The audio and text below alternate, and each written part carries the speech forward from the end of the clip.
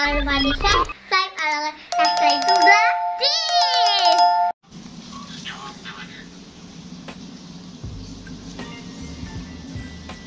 Halo teman-teman semua, kali ini aku mau bikin masak murah dengan harga 10 ribuan. Yeay, mudah-mudahan kalian suka ya sama video aku kali ini. Nah, ini aku mau pamer nih, aku mau ambil sebagian bahan-bahan untuk masakan kita kali ini dari tanaman aku sendiri. Ini tips sih buat mami-mami supaya lebih hemat lagi. Jadi kita ambil sebagian bahan-bahannya itu dari kebun kita sendiri, teman-teman. Aku di sini nggak punya halaman luas, tapi aku tanamnya di dalam pot-pot kecil kayak gitu, teman-teman. Ada bekas ember yang nggak kepake lagi kayak gitu, aku pakai buat nanam kunyit kayak gitu, teman-teman. Aku kasih tahu bahan-bahannya dulu ya, teman-teman. Aku di sini punya 2 sendok makan kelapa sangrai dan bahan utamanya itu 3 butir telur. Ini harganya cuma 2.500 satu butirnya di tempat aku. Jadi kalau kita pakai 3 cuma 7.500. Setelah ini ada bahan lagi yang utama yaitu tahu, teman-teman. Aku beli seplastik ini 5.000, jadi aku bagi 2. Jadi kita pakai cuma setengah plastik, yaitu harganya jadi 2.500. Pas banget kan, jadi 10.000 untuk bahan utamanya, teman-teman. Yuk kita balik lagi. Jadi aku mau tunjukin kita butuh daun jeruk, daun kunyit yang nanti aku bakalan pakai hanya setengahnya aja, setengah bagian ya teman-teman. Terus ada 2 batang daun bawang. Nah, yang ini yang tadi aku bilang ya, 2 sendok makan kelapa sangrai. Habis itu kita punya garam setengah sendok makan dan kaldu juga setengah sendok makan. Untuk ketumbar dan ladanya itu setengah sendok teh ya teman-teman, jadi lebih sedikit dari sendok makan. Dan selanjutnya untuk bumbu halusnya aku pakai 2 kemiri yang aku ongseng dulu ya teman-teman. Terus ada bawang putih, bawang merah, sama sedikit kunyit dan jahe. Cabai merahnya juga sedikit karena anak-anakku nggak suka pedas ya teman-teman. Dan untuk cairannya ini aku pakai tepung terigu karena seharusnya itu untuk bikin telur ini harusnya pakai tepung beras, tapi untuk menghemat aku pakai yang ada yaitu tepung terigu aja teman-teman. 2 sendok makan dicampur sama air biasa, jadi supaya nanti pas kita kocok nggak ngegumpal ya teman-teman. Dan bumbu ini akan aku blender ya teman-teman. Sebelumnya 3 butir bawangnya nanti aku bakalan iris, jadi aku pisahin dulu.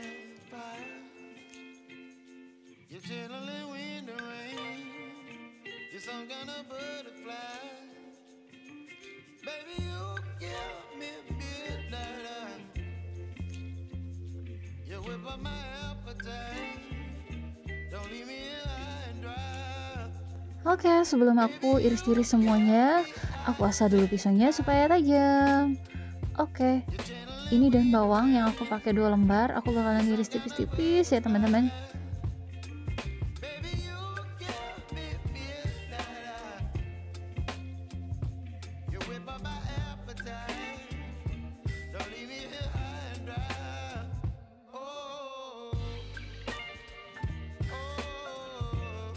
Setelah itu aku bakalan pakai sebagian daun kunyit yang tadi itu teman-teman. Jadi aku belah 2, terus aku pakai hanya setengahnya aja.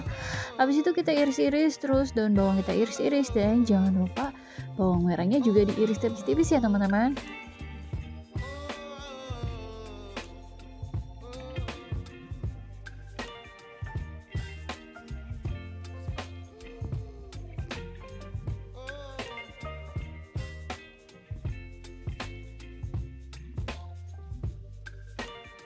Tahu yang tadinya setengah bungkus ini bakalan kita hancurin ya teman-teman.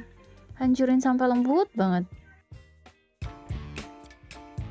Dan ini dia bahan utamanya, udah aku tuangin ke dalam mangkuk. Habis itu kita kocok-kocok dulu ya teman-teman. Kita harus lebih banyak mengocok karena supaya adonannya ini bakalan mengembang.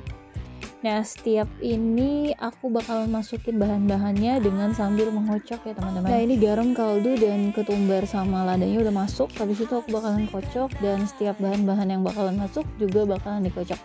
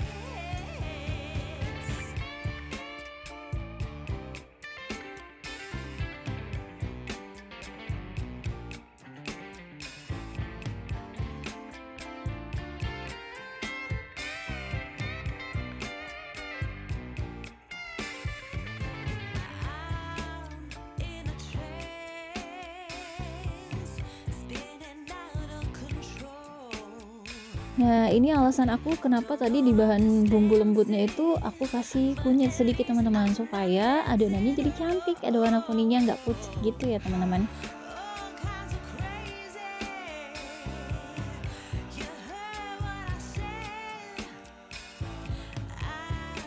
Aku mau kasih tips nih teman-teman. Jadi kalau misalkan kalian pengen banget adonan telurnya ngembang dan padat gitu ya teman-teman, kalian mestinya pakai tepung beras. Tapi karena di sini aku mau menghemat pengeluaran, karena kan memang tema kita ini untuk masak 10.000 ya teman-teman. Jadi aku tetap pakai tepung terigu.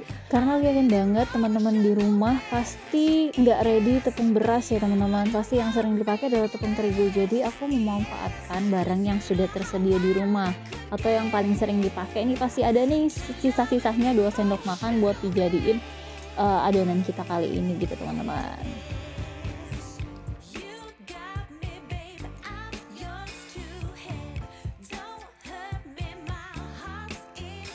Ini sih mesti dikocoknya benar-benar ekstra ya teman-teman, supaya apa? Supaya telurnya itu mengembang dengan sempurna. Mengocok ini juga jadi bahan untuk olahraga kita ya, olahraga tangan teman-teman.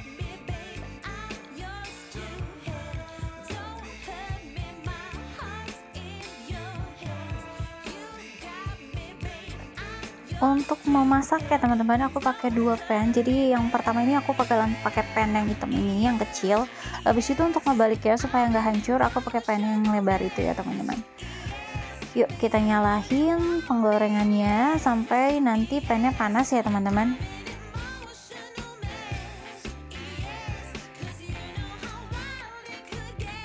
Nah sekarang aku mau masukin minyak ya. Aku masukin minyaknya itu nggak banyak ya teman-teman. Jadi kalau telur itu kan menyerap minyak, jadinya aku bikinnya minyaknya nggak terlalu banyak supaya telurnya nggak terlalu berminyak gitu teman-teman.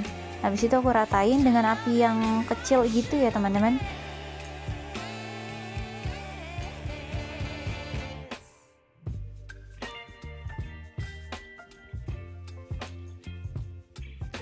Nah, aku tuangin semuanya ke dalam pan ini.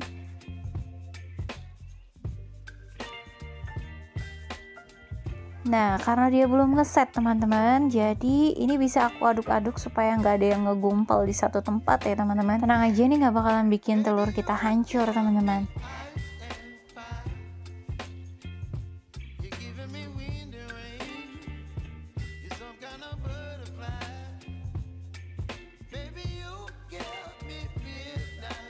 Ini aku tutup ya teman-teman supaya panasnya merata ke semua sisi, jadi semua sisinya bakalan matang sempurna gitu ya teman-teman. Ini aku sekalian lihat pantatnya, takutnya gosong, ternyata enggak teman-teman, dia masih belum berubah warna dan masih basah di bagian tengahnya teman-teman. Jadi kita tutup lagi deh. Kalau misalkan bagian bawah dan tengahnya udah agak mateng teman-teman, ini aku mau balikin dengan caranya pan yang lebarnya itu udah aku panasin dulu, terus baru deh aku tuang ke dalam pan besar ini teman-teman. Dengan perlahan ya teman-teman. Emang masak ini tuh agak lama karena aku pakai api kecil, karena kalau misalkan apinya terlalu besar itu bisa bikin pantat bagian bawahnya si telur ini bakalan gosong. Nah cantik kan teman-teman. Nah ini bakalan aku masak sampai dia mateng gitu teman-teman.